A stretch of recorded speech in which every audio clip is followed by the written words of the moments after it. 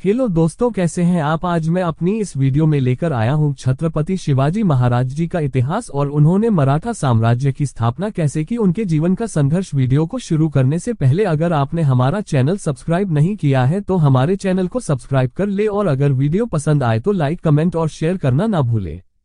छत्रपति शिवाजी महाराज पश्चिमी भारत में मराठा साम्राज्य के संस्थापक थे। उन्हें अपने समय के सबसे महान योद्धाओं में से एक माना जाता है और आज भी लोककथाओं के रूप में उनके कारनामों की कहानियां सुनाई जाती हैं। अपनी वीरता और महान प्रशासनिक कौशल के साथ शिवाजी ने बीजापुर की गिरती हुई आदिलशाही सल्तनत से एक एन्क्लेव बनाया। यह अंततः मराठा साम्राज्य की उत्पत्ति बन गया। अपना शासन स्थापित करने के बाद शिवाजी ने एक अनुशासित सैन्य और सुस्थापित प्रशासनिक व्यवस्था की मदद से एक सक्षम और प्रगतिशील प्रशासन लागू किया। शिवाजी अपनी नवीन सैन्य रणनीति के लिए जाने जाते हैं, जो अपने अधिक शक्तिशाली दुश्मनों को हराने के लिए भूगोल, गति और आश्चर्य जैसे रणनीतिक कारकों का लाभ उठाने वाले गैर पारंपरिक तरीकों पर केंद्रित है। बचपन और प्रारंभिक जीवन। शिवाजी भोसले का जन्म 19 फरवरी 1630 को पुणे जिले के जुन्नर शहर के पास शिवनेरी के किले में शाहजी भोसले और जीजाबाई के यहाँ हुआ था। शिवाजी के पिता शाहजी बीजापुर सल्तनत की सेवा में थे। बीजापुर, अहमदनगर और गोलकोंडा के बीच एक त्रिपक्षीय संघ, एक जनरल के रूप में। पुणे के पास उनकी एक जागीरदारी भी थी। शिवाजी की मां जीजाबाई सिंदखेड़ के नेता लखुजीराव जाधव की बेटी और एक गहरी धार्मिक महिला थी। शिवाजी विशेष रूप से अपनी मां के करीब थे, जिन्होंने उन्हें सही और गलत की सख्त समझ दी। चूंकि शाहजी ने अपना अधिकांश समय पुणे के बाहर बिताया, शिवाजी की शिक्षा की देखरेख की जिम्मेदारी मंत्रियों की एक छोटी परिषद के कंधों पर टिकी हुई थी, जिसमें एक पेशवा शामराव नीलकंठ, एक मजूमदार बालकृष्ण पंत, एक सबनीस रघुनाथ बलाल शामिल थे, एक दबीर सोनोपंत और एक मुख्य शिक्षक दादोजी कोंडदेव। शिवाजी को सैन्य और मार्शल आर्ट में प्रशिक्षित करने के लिए कान्होजी जधे और बाजी पासलकर को नियुक्त किया गया था। शिवाजी का विवाह 1640 में सीबाई निम्बालकर से हुआ था। शिवाजी बहुत छोटी उम्र से ही जन्मजात नेता बन गए थे।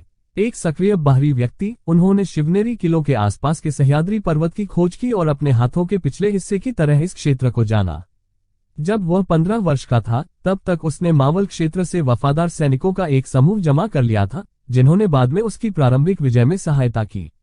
बीजापुर से संघर्ष। 1645 तक शिवाजी ने पुणे के आसपास बीजापुर सल्तनत के तहत कई रणनीतिक नियंत्रण हासिल कर लिए। इनायत खान से तोरना, फिरंगी नरसाला से चाकन, आदिल शाही राज्यपाल से कोंडाना, सिंधागढ़ और पुरंदर के साथ।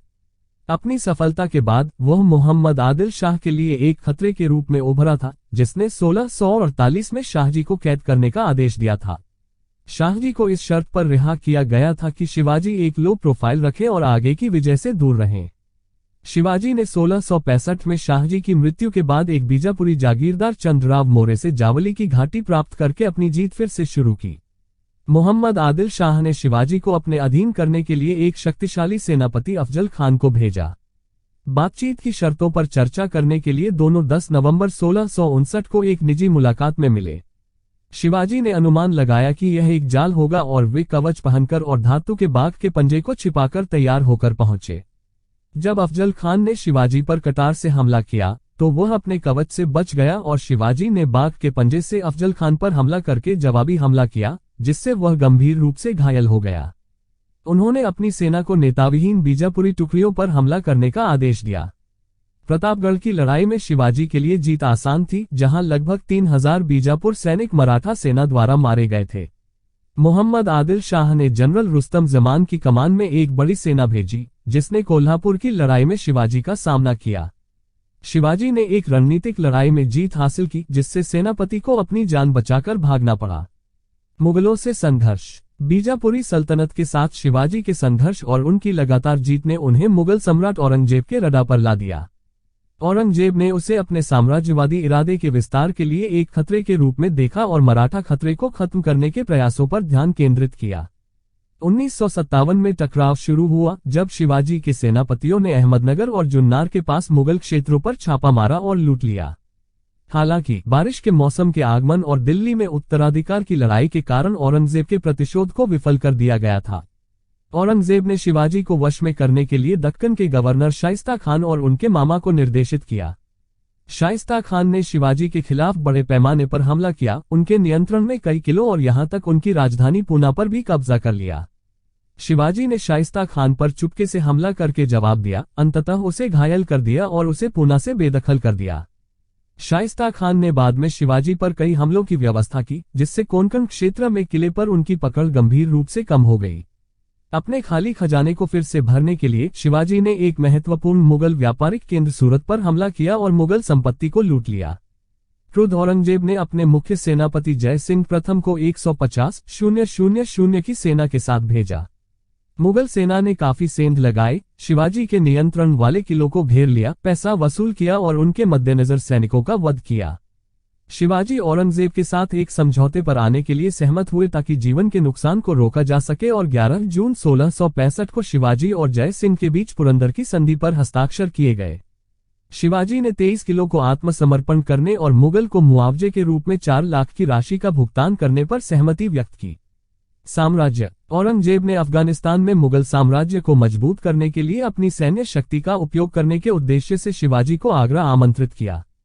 शिवाजी अपने 8 साल के बेटे संभाजी के साथ आगरा गए और औरंगजेब द्वारा उनके साथ किए गए व्यवहार से नाराज हो गए। वह अदालत से बाहर चला गया और नाराज औरंगजेब ने उसे नजरबंद कर दिया। लेकिन शिवाजी ने कैद से बचने के लिए एक बार फिर अपनी बुद्धि और चालाकी का इस्तेमाल किया। उन्होंने गंभीर बीमारी का नाटक किया और प्रार्थना के लिए प्रसाद के रूप में मिठाई की टोकरियों को मंदिर में भेजने की व्यवस्था की। उसने एक वाहक के रूप में भेष बदला और अपने बेटे को एक टोकरी में छिपा दिया और 17 अगस्त 1666 को भाग निकला। बाद के समय में मुगल सरदार जसवंत सिंह के माध्यम से निरंतर मध्यस्थता से मुगल और मराठा शत्रुता को काफी हद तक शांत किया गया था। शांति 1670 तक चली, जिसके बाद शिवाजी ने मुगलों के खिलाफ चौतरफा हमला किया। उन्होंने 4 महीनों के भीतर मुगलों द्वारा घेर लिए गए अपने अधिकांश क्षेत्रों को पुनः प्राप्त कर लिया।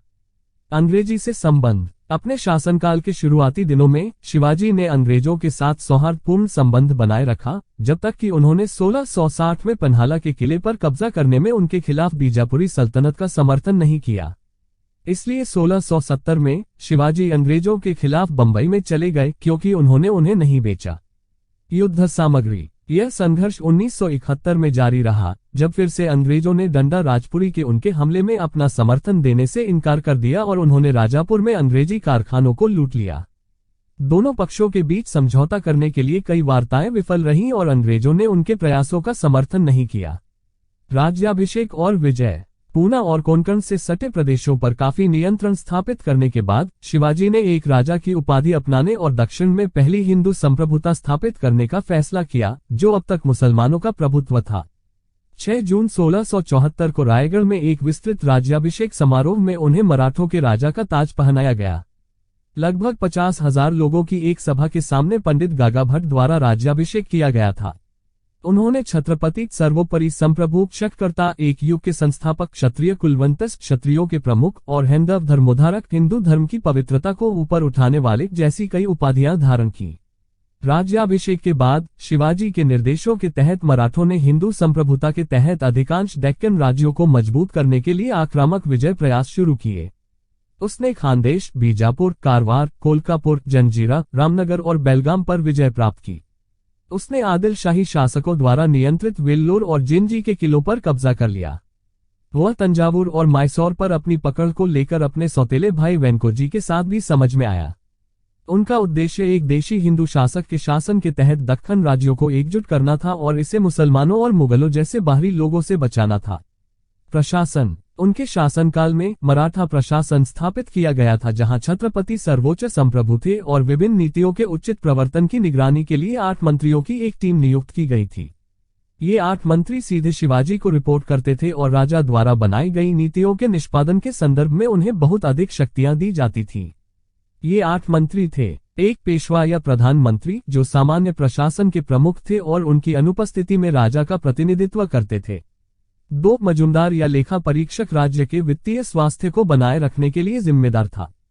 3 पंडित राव या मुख्य आध्यात्मिक प्रमुख किंगडम की आध्यात्मिक भलाई की देखरेख के लिए जिम्मेदार थे, धार्मिक समारोहों की तारीखें तय करते थे और राजा द्वारा किए गए धर्मार्थ कार्यक्रमों की देखरेख करते थे।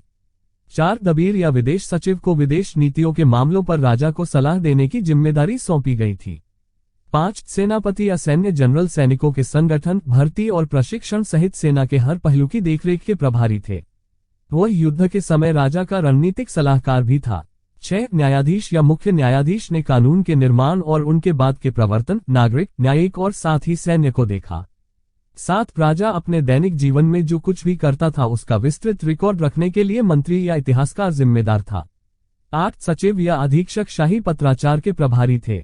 शिवाजी ने अपने दरबार में फारसी, मौजूदा शाही भाषा के बजाय मराठी और संस्कृत के उपयोग को सख्ती से बढ़ावा दिया।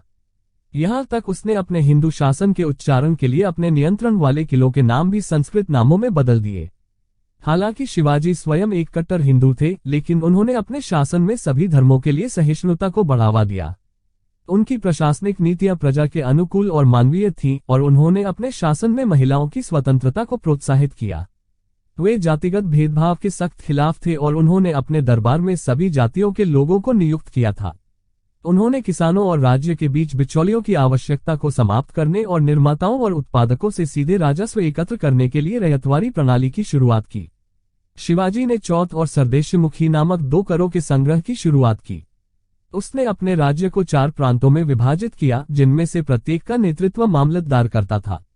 गांव प्रशासन की सबसे छोटी इकाई थी और मुखिया देशपांडे के नाम से जाना जाता था, जो ग्राम पंचायत का मुखिया होता था। शिवाजी ने एक मजबूत सैन्य बल बनाए रखा, अपनी सीमाओं को सुरक्षित करने के लिए कई रणनीतिक किलों का निर्माण किया और कोंकण और गोवा के तटों पर एक मजबूत नौसैनिक उपस्थिति विकसित की। निधन और विरासत। पेचिश की बीमारी से पीड़ित होने के बाद 3 अप्रैल 1680 को रायगढ़ किले में 52 वर्ष की आयु में शिवाजी की मृत्यु हो गई। उनके 10 वर्षीय बेटे राजाराम की ओर से उनके सबसे बड़े बेटे संभाजी और उनकी तीसरी पत्नी सोयराबाई के बीच उनकी मृत्यु के बाद उत्तराधिकार का संघर्ष हुआ। संभाजी ने युवा राजाराम को सिंहासन से हटा दिया और 20 जून 1680 को स्वयं सिंहासन पर चढ़े। शिवाजी की मृत्यु के बाद मुगल मराठा संघर्ष जारी रहा और मराठा गौरव में बहुत गिरावट आई।